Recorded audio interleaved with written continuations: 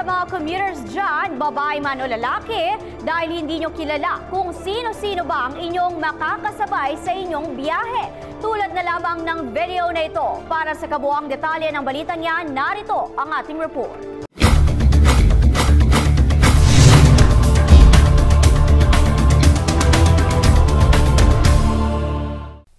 Aakalain mong isang ordinaryong pasahero lamang ang matandang lalaking ito na nakuna ng video habang bumabiyahe ang sinasakyang pampasaherong jeep patungong Pasig Palengke.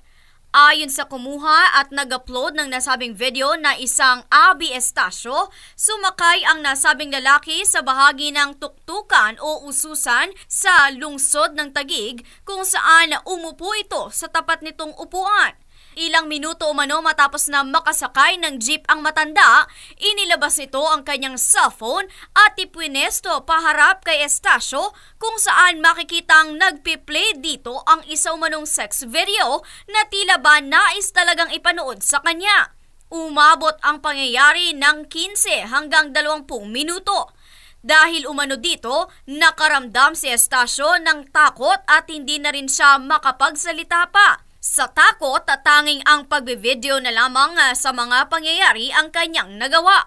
Matapos ang pangyayari, bumaba ang matanda na tila walang nangyari. Ginawa naman umano ni Estacio ang pagkuha ng nasabing video at mga larawan upang alertuhin ng publiko mula sa lalaking ito.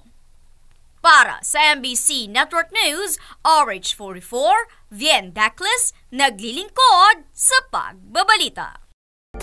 I-like po ang page ng DZRH News Television para updated at i-share ang trending news na balitang ito para mas marami ang makabalita. At mag-comment para alam namin ang opinion mo.